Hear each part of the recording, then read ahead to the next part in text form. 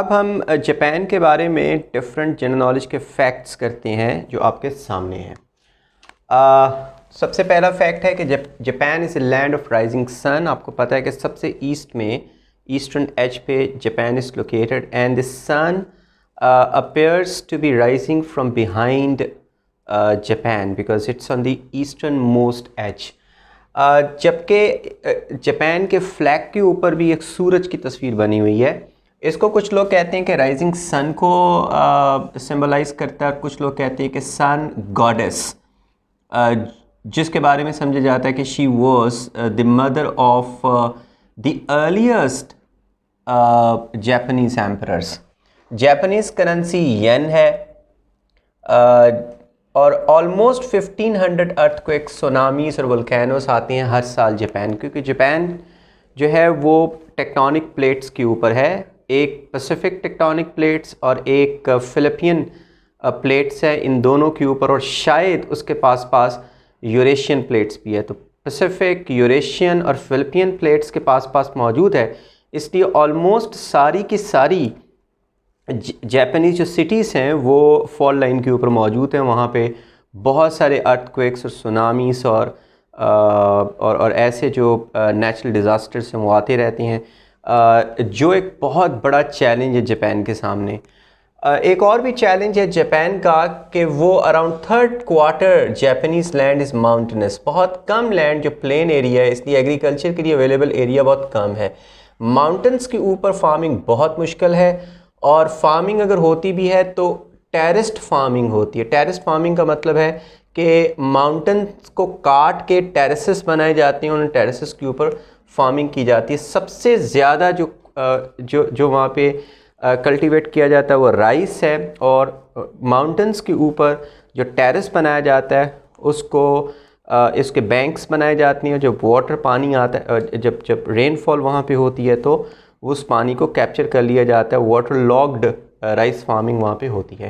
तो इसका मतलब है कि थर्ड क्वार्टर, यानी अगर जापान के 4 हिस्से किए जाएँ तो 4 में से 3 हिस्से उसके क्या हैं, माउंटेन है। तो इसका मतलब ये है कि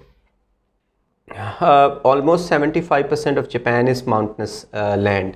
तो हाईएस्ट माउंटेन उसकी माउंट फ्यूजी है। याद रहे कि ये माउंट फ्यूजी जो है ये दुनिया की सबसे बड़ी वोल्केनिक माउंटेन है, यानी कि मैग्मा से बनी हुई। नीचे से मैग्मा जो है वो पोर आउट होता है और लावा जमा होते होते एक माउंटेन बना देता है। तो बहुत सारे वोल्केनोस है जापान में, क्योंकि फॉल्ट लाइन के ऊपर मौजूद है जापान, तो इसलिए वहाँ पे वोल्केनोस काफ़ी आते होते हैं। और ये जो माउंट फ्यूजी है ये उनके सबसे बड़े आइलैंड होंशु आइलैंड के ऊपर मौजूद है। दूसरे नंबर पर स्टेपल फूड। स्टेपल फूड का मतलब है the essential food item of every meal. जैसे पाकिस्तान में वीट और रोटी या चपाती जो है वो स्टेपल फूड है, हर खाने के साथ हमारी शामिल होती है। सेकंड स्टेपल फूड राइस है। इसी तरीके से स्टेपल फूड जो इनके लिए है, जापान के लिए, वो राइस है, और जो टेरेस्ड फार्मिंग के ऊपर उगाया जाता है। जो उनकी सबसे फेमस फूड है, जो फूड आइटम जो मशहूर है टूरिस्ट्स के लिए, वो सुशी है। अब सुशी क्या है? सुशी रॉ फिश और चावल उनको साथ में मिक्स करके तो सी वीड्स में लपेटा जाता है, उसको सुशी बोलते हैं। और ये सुशी जो फूड आइटम है, ये जो फूड है, that is very very famous all over the world.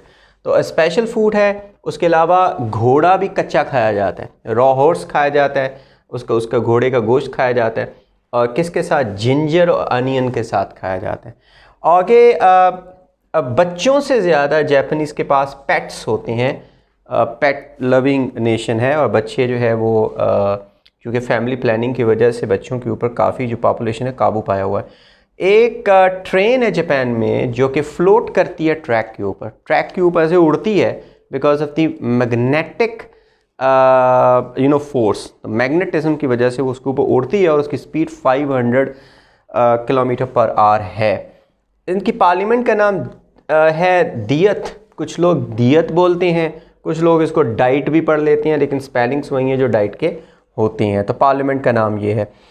Third largest world economy है जापान, और एशिया की सेकंड लार्जेस्ट इकोनॉमी है। चाइना के बाद। चाइना जो है सेकंड लार्जेस्ट इकोनॉमी है दुनिया की और फर्स्ट लार्जेस्ट इकोनॉमी है इसकी एशिया की।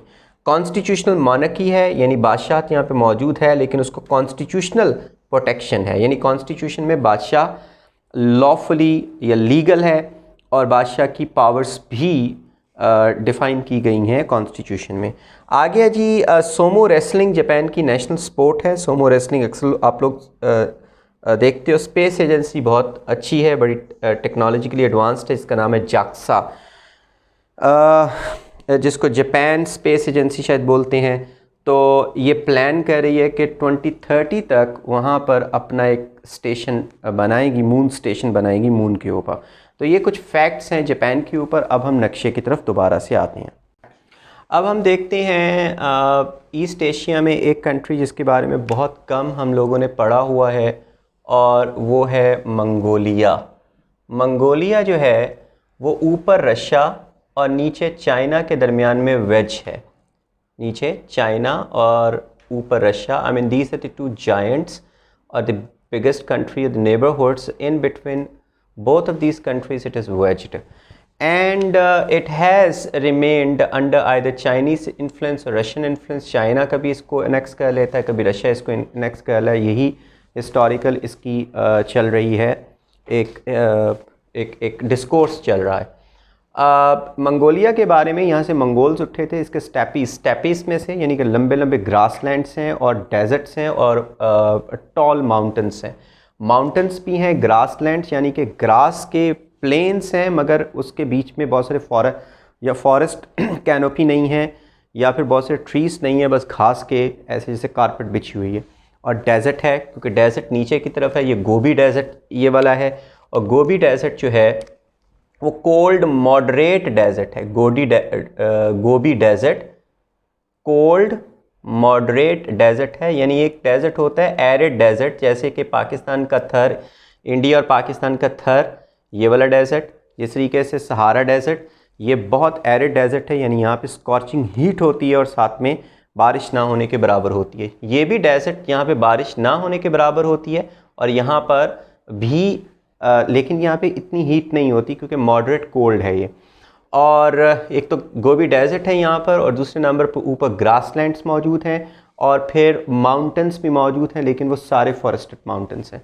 तो हम कह सकते हैं कि 3 चीज़ें इसके लैंड फॉर्म में अल्लाह ताला ने इसको दी हैं। तो इसके स्टेपीज़ से किसी ज़माने में मंगोल्स उठे थे, जैसे Changez Khan, Lord of the stapes. Changez Khan का वैसे मतलब है लॉर्ड ऑफ द स्टेपीज़, और वो एक उनका ऐसा ट्राइब था कि चंगेज़ खान के अंडर बाकी सारे जो वॉरिंग ट्राइब्स थे उनको यूनाइट किया, और फिर उसके बाद वो एक बहुत बड़ी ताकत बन गई। और मंगोल्स ने चाइना के ऊपर भी कब्ज़ा किया था, और यहाँ पे कुबलाई ख़ान उनकी हुकूमत, मंगोलों की हुकूमत करती रही थी ऑलमोस्ट 1270 से ऑनवर्ड। मंगोल्स ने जापान के ऊपर भी हमला किया था, लेकिन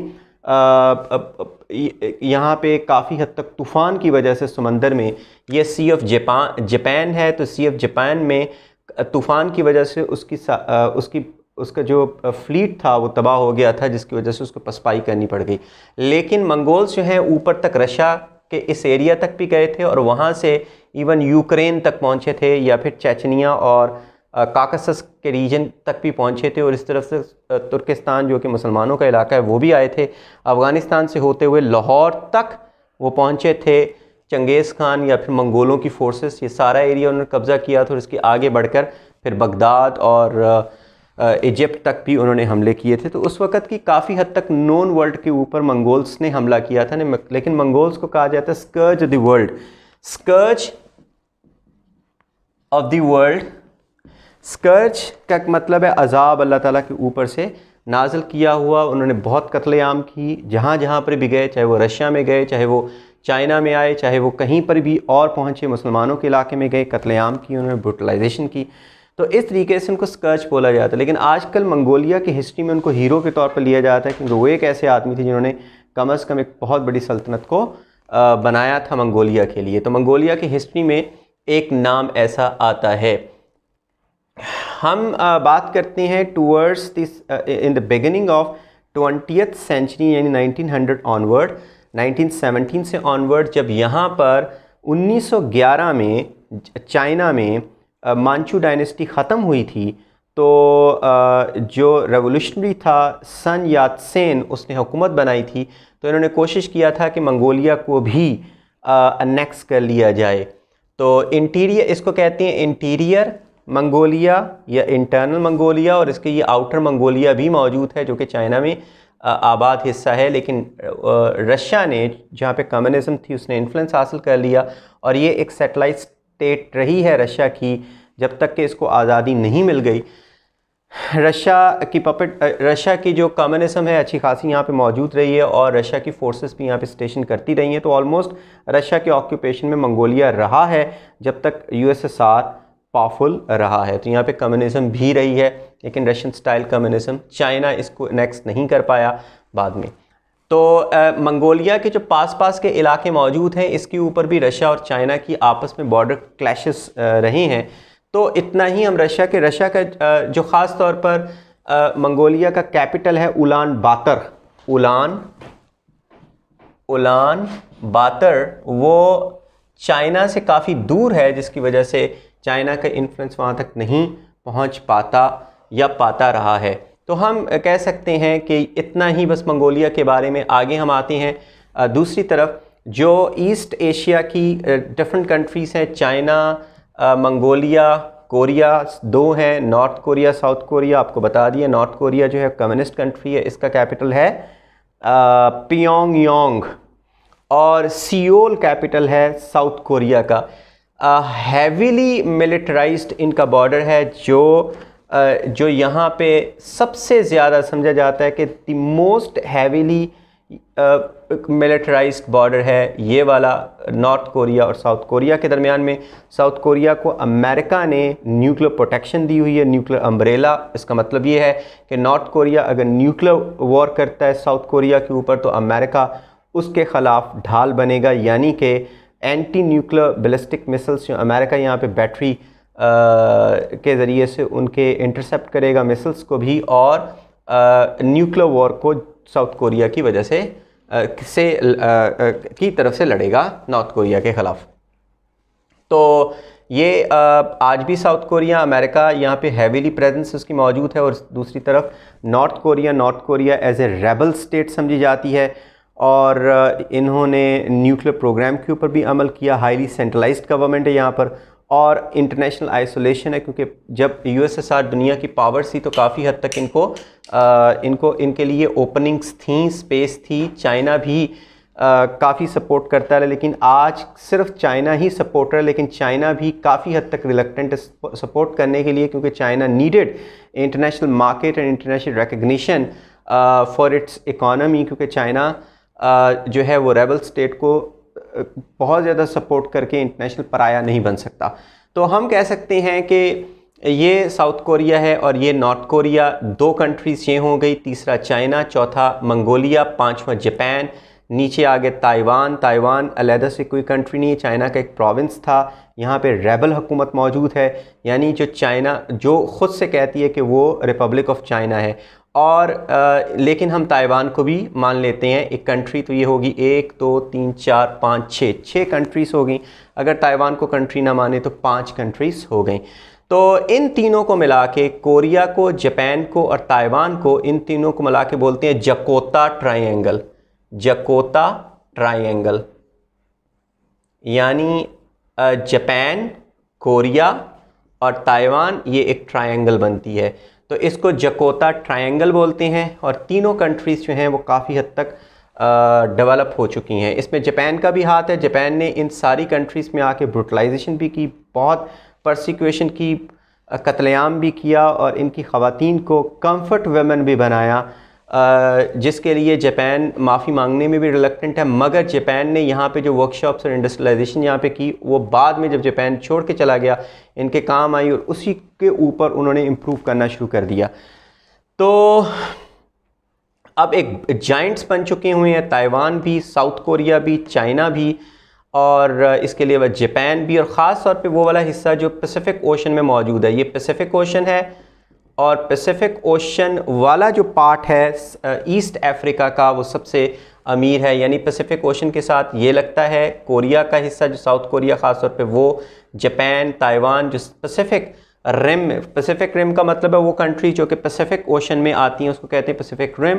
तो पैसिफिक रिम की कंट्रीज इकोनॉमिक जाइंट्स बन चुकी हुई हैं, एशियन टाइगर्स बन चुकी हुई हैं, और कहा जाता है कि पैसिफिक के अंदर जिसका भी इन्फ्लुएंस ज़्यादा होगा उसका पूरा एशिया के ऊपर कंट्रोल हो जाएगा। इसीलिए चाइना और अमेरिका पैसिफिक ओशन की कंट्रीज़ के ऊपर या पैसिफिक ओशन के ऊपर कंट्रोल के लिए एक तरह से एक स्ट्रगल में या कॉन्फ्लिक्ट के अंदर मुब्तला हैं। तो पैसिफिक ओशन की जो इम्पॉर्टेंट सीज़ हैं वो मैं आपको बता देता हूँ। ये कोरिया और जापान के साथ इसको कहते हैं जापानीज सी या सी ऑफ जापान। कोरिया और चाइना के साथ इसको कहते हैं येलो सी, जो इम्पॉर्टेंट सी है येलो सी। उसके नीचे आ जाएं तो एक इम्पॉर्टेंट सी है, इसको कहते हैं चाइना के ईस्ट में यानी दाएं हाथ पर ईस्ट चाइना सी, ईस्ट चाइना सी। और ईस्ट चाइना सी में कुछ आइलैंड्स हैं जिसके ऊपर चाइना और जापान का आपस में कॉन्फ्लिक्ट है, दोनों उसको क्लेम करते हैं उन आइलैंड्स को। तो ईस्ट चाइना सी ताइवान और चाइना के दरमियान की ये जो रास्ता है इसको ताइवानी स्ट्रेट भी बोलते हैं, ताइवानी सी भी बोलते हैं, या ताइवानी स्ट्रेट भी बोलते हैं, ताइवानी चैनल भी बोलते हैं। वाली ताइवानी स्ट्रेट हो गई। उसके नीचे आ जाए तो एक बहुत इंपॉर्टेंट सी है चाइना के साउथ में, इसको साउथ चाइना सी बोलते हैं। और साउथ चाइना सी के ऊपर चाइना जो है वो असर्टिव हो रहा है। चाइना ऑलमोस्ट सारे सी को क्लेम करता है कि वो सारा सी उसी का ही है, क्योंकि यहाँ से उसके मेजर ट्रेड रूट्स निकलती हैं। चाइना की सारी इंडस्ट्री अगर इस जगह के ऊपर है पैसिफिक रिम के पास, तो यहाँ से उसके सारे रूट्स निकलते हैं। तो साउथ चाइना सी के ऊपर चाइना क्लेम करता है ख़ास कि वो उसका सारे का सारा हिस्सा है, लेकिन बाकी लोग भी ये साउथ चाइना सी, थोड़ा सा मैं इधर लिख देता हूँ, साउथ चाइना सी के ऊपर चाइना क्लेम करता है कि वो सारे के सारा उसका है, लेकिन बाकी कंट्रीज़ जो हैं वो रिसिस्ट करती हैं कि उनका भी हिस्सा थोड़ा थोड़ा शामिल है। लेकिन साउथ चाइना सी के ऊपर चाइना बहुत असर्टिव है, वो मानता है कि वो सारे का सारा सी उसका है। तो इस तरीके से ईस्ट एशिया हमने अभी तक पढ़ लिया। बाकी ईस्ट एशिया के बारे में इसी को बेस बनाकर अगर आप गूगल करते हो और इससे भी ज़्यादा एक्सटेंसिव चीज़ें न्यूज़पेपर में पढ़ते हो तो आपको समझ लगेगी अगर आपने ये सारे लेक्चर्स लिए हुए हैं।